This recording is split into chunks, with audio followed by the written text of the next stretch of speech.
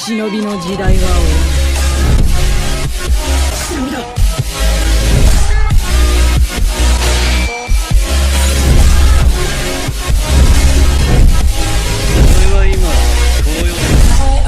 Demon emperor के इस episode में हम देखते हैं ली और एम्परर वहीं पर ही मेडिसिन किंग का इंतजार कर रहे होते हैं और फिर वहां पर मेडिसिन किंग उस बीस्ट को लेकर आ जाता है। एम्परर कहता है तो ठीक है, अब मैं रिफाइनिंग शुरू करता हूँ, लेकिन ली उसे रोक देता है और फिर उस बीस्ट को दो टुकड़ों में काट देता है और उसके अंदर से उस ब्लड वर्म को निकालता है और उसे कुचलकर मार देता है और फिर कहता है अब तुम अपनी रिफाइनिंग शुरू कर सकते हो और तुम्हें पूरे 10 पील बनाने हैं। एम्परर उसे कहता है पर तुम अपनी पूरी जिंदगी में सिर्फ एक ही पील को खा सकती हो, तो बाकी के बनाने का क्या फायदा।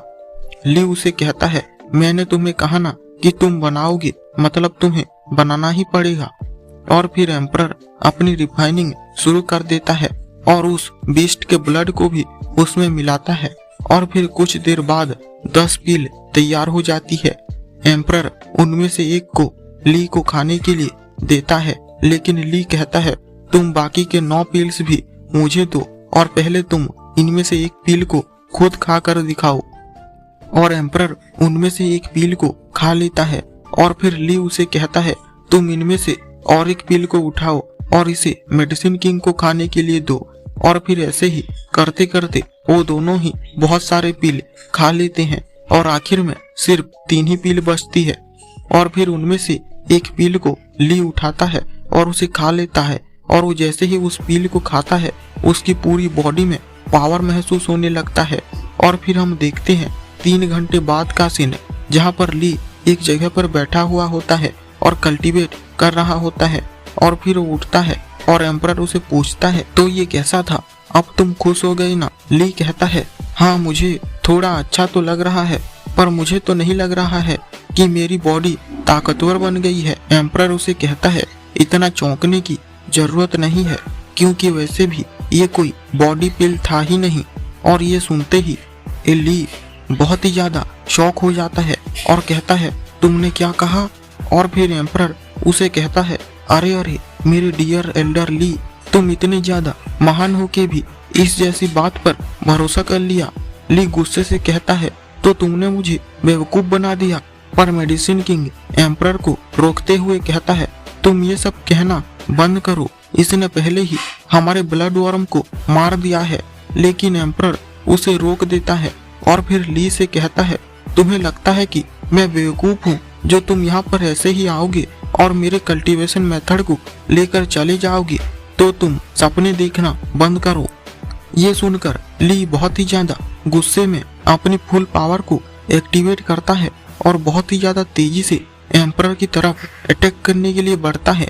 लेकिन जैसे ही एम्परर उसकी तरफ देखता है उसके माथे पर वही ब्लड वर्म का साइन चमकने लगता है और उसे बहुत ही ज्यादा भयानक दर्द होने लगता है। ली पूछता है आखिर मेरे साथ क्या हो रहा है और तुमने मेरे साथ क्या कर दिया है। एम्परर उसे कहता है मुझे लगता है तुम इतने महान आदमी हो तो तुम्हें ने ये तो सुना ही होगा कि अनजान लोगों से कुछ भी खाने का नहीं लेते हैं, क्या हुआ तुमने नहीं सुना है क्या। ली कहता है तुम्हारा मतलब उस पील से है, पर अगर उसमें अगर पॉइजन था भी तो मेरी पावर के सामने तो उसका असर नहीं होना चाहिए था, और इसे तुमने भी तो खाया था। एम्परर उसे कहता है हाँ हम दोनों ने भी इसे खाया था, पर इसमें कोई पॉइजन नहीं था, बल्कि तुम्हारे इस भयानक दर्द का कारण ये तुम्हारा छोटा सा दोस्त है। और ये जैसे ही तुम्हारी बॉडी के अंदर जाता है ये तुम्हारी बॉडी को पूरी तरह से कंट्रोल कर लेगा और मेरे बस सोचने की देर है और तुम्हें बहुत ही ज्यादा दर्द होने लगेगा। ली उसे कहता है पर तुम्हारे रिफाइनिंग करने से पहले तो मैंने सारी चीजों की जांच की थी और मुझे कुछ भी नहीं मिला था और मैंने उस ब्लड वर्म को भी तो मार दिया था ना। एम्परर कहता है मैं भी ये बहुत अच्छी तरह से जानता हूँ और इसीलिए तो ही मैंने उस फॉक्स को यहाँ लाने को बोला है और मैंने एल्डर यान को कहा था कि वो इस ब्लड वर्म को उस फॉक्स को खिला दे।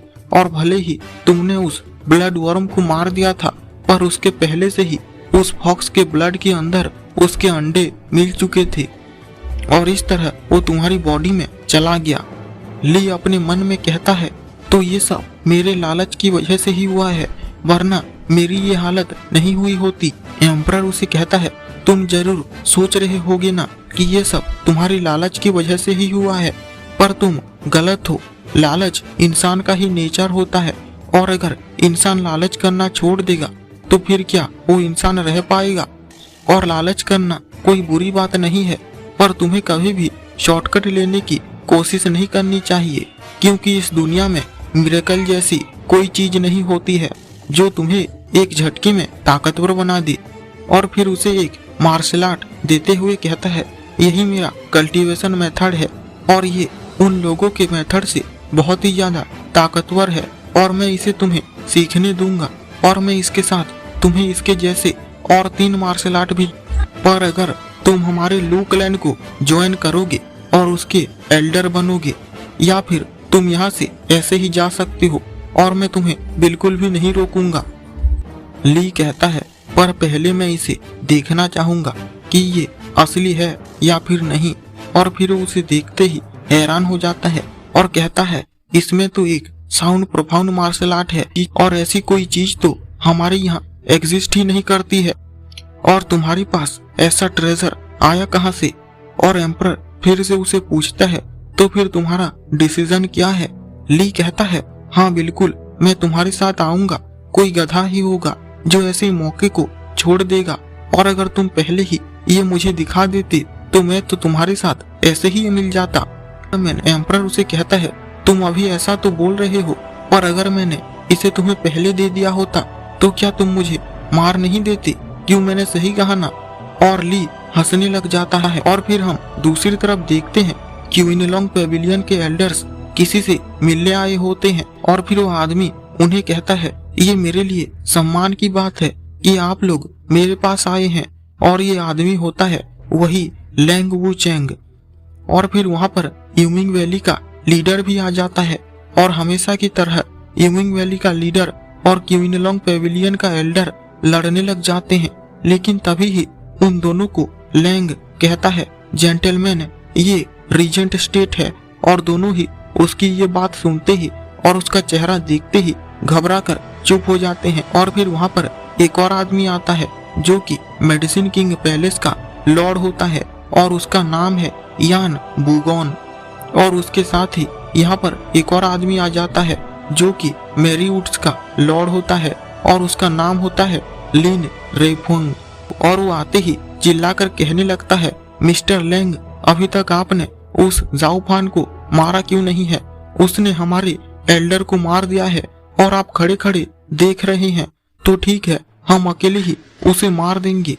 तभी लैंग उसे गुस्से से कहता है, हाउस लॉर्ड लिन, जाओफान बहुत ही ज्यादा चालाक है, इसलिए अकेला जाना समझदारी नहीं है और हम सारे 7 फैमिलीज यहाँ मिलकर उसी बात पर ही चर्चा करने वाले हैं। और उसके ये कहते ही लिन की बोलती बंद हो जाती है। क्वीनलॉन्ग पेविलियन का एल्डर मन में कह रहा होता है, लगता है कि रीजेंट स्टेट का एक ही गोल है, सारी 7 फैमिलीज पर रूल करना। लेकिन एक एग्जाम्पल सेट करने के लिए ये लोग जरूर क्वीनलॉन्ग पेविलियन को मार देंगे। इसीलिए जाओफान, तुम किसी मुसीबत में मत पड़ना, हम तुम्हारा यहाँ आने का इंतजार कर रहे हैं। तुम ही हमारी आखिरी उम्मीद हो, तुम्हें किसी भी कीमत पर जिंदा रहना होगा। और इसी के साथ ही ये एपिसोड एंड हो जाता है।